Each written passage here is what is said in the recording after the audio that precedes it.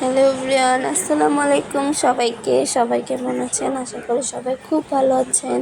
Welcome back to a new video. এখন দুপুরবেলা, আজ হচ্ছে শুক্রবার, তাই বিরিয়ানি রান্না করেছিলাম। এই তো বিরিয়ানি এখন সবাইকে বেড়ে দিচ্ছি। তারপর এই যে সালাদ দেখা যাচ্ছে। তারপর বিরিয়ানি খাওয়া শেষ। এখন হচ্ছে সন্ধ্যাবেলা, মাছ কিনে এনেছিলাম, মাছ বাজার করা হলো আজকে। এখন হচ্ছে মাছগুলো ঢেলে নিচ্ছে। এখন আমার আম্মুর বাসায় চলে এসেছি। যেহেতু আমি মাছ কাটতে পারি না, তাই আম্মুর বাসায় সবসময় মাছ বাজারটা করে নেওয়া হয়, মানে কি করে আনা হয়, আম্মুর কাছে দেওয়া হয়। আম্মু মাছগুলো কেটে কুটে তারপর আমাকে দেয়। এই তো এখানে ছিল পোয়া মাছ, তারপরে ওটা হচ্ছে পাবদা মাছ, তারপর হচ্ছে চিংড়ি মাছ,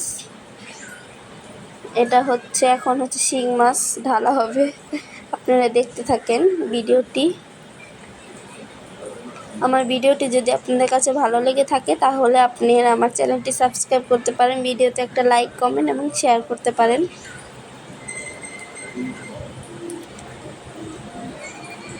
এই তো শিং মাছ কোথায় গেল? শিং মাছ এখন আসছে না কেন আমি জানি না। এই তো শিং মাছ চলে আসছে।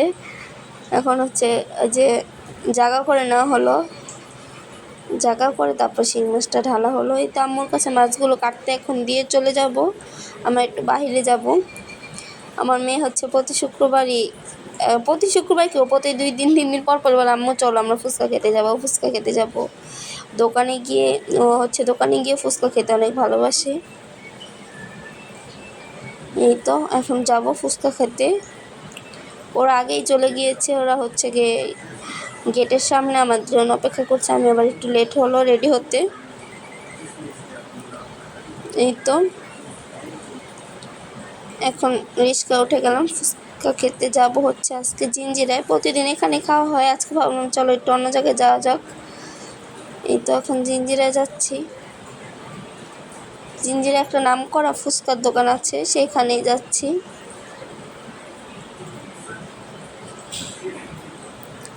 এটা হচ্ছে এই যে চলে আসলাম ফুচকার দোকানে। শুক্রবারে এত পরিমাণ ভিড় ছিল, একটু বাহিরে অপেক্ষা করতে হলো। আবার ফুচকাটা আসতে অনেক সময় লাগলো, অনেক বেশি ভিড় ছিল ফুচকার দোকানে। এই তো ফুচকা খেয়ে এখন চলে যাচ্ছি বাসায়, কারণ যেহেতু বাজার করা হয়েছে, বাজারগুলো আবার গুছানো লাগবে বাসায় গিয়ে। এই তো এখন এখান থেকে আম্মুর বাসায় যাব। আম্মুর বাসায় গিয়ে বাজারগুলো নিয়ে তারপর আমাদের বাসায় যাব। এটা হচ্ছে আমাদের ওখানকার মেলা, ব্রিজের নিচে। এখানে প্রতি শুক্রবার মেলা বসে। দেখে মনেই হচ্ছে না এটা হচ্ছে ব্রিজের নিচে। ওখানে মনে হচ্ছে হয়তো কোনো মার্কেটের সামনে চলে এসেছি, যদিও এটা একটু মার্কেটে টাইপেরই। এখানে অনেক কসমেটিকের দোকান, কাপড়ের দোকান, সব কিছু আছে। দেখেন কত ভিড়, অনেক জ্যাম লেগে যায় এখানে শুক্রবার হলে, যেহেতু অনেক মানুষ আসে। এই তো এখন হচ্ছে বাসায় চলে এসেছি। বাসায় এসে মাছগুলো গুছিয়ে নিব, যদিও সব মাছ আনি নাই। দুই একটা মাছ এখন কেটে দিয়েছে, তাই ওগুলোই নিয়ে আসলাম। মা আবার কেটে ধুয়ে পোটলা করে দিয়েছে পলিটিনে, মাছগুলো পলিটিন করে দিয়েছে। ফ্রিজটা খালি, কারণ আমাদের ফ্রিজটা একটু নষ্ট হয়ে গিয়েছিল, তো তাই মাছগুলো সব আম্মুর বাসায় রেখে এসেছি, কিছু আনা হয়নি এখনও। ফ্রিজটা নষ্ট হয়ে গিয়েছিল, তো তাই হচ্ছে গিয়ে ফ্রিজটাও পরিষ্কার করা হলো, আর মাছগুলো আম্মুর বাসায় রেখে আসলাম। এখনও আনা হয়নি, মাছগুলো আনি এই বলে আনা হয় না, তাই আজকে যেগুলো এনেছে তাই আনলাম।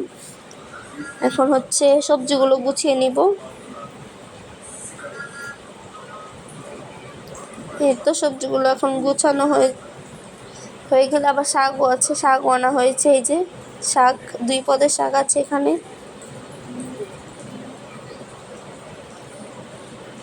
এই তো এখন হচ্ছে আলুগুলো ঢেলে নিব। আলুর প্রচুর দাম, কোনো দিনও ভাবে নাই মানুষ 70 টাকা কেজি আলু কিনে খাবে। আলু এখন 70 টাকা কেজি, যে আলু 20 টাকা 30 টাকা পাওয়া যেত, এখন আলুর দাম হচ্ছে 70 টাকা কেজি। এই তো এখন শাকগুলো বেছে নিব।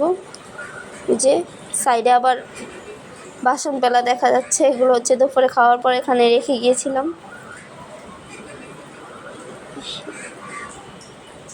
এই তো এখন শাকগুলো বেছে পলিটিনে করে রেখে দিব।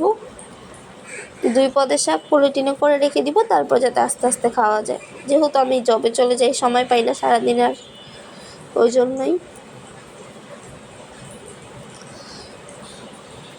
শাকগুলো বেছে তারপরে এখন ফ্রিজে রেখে দিব।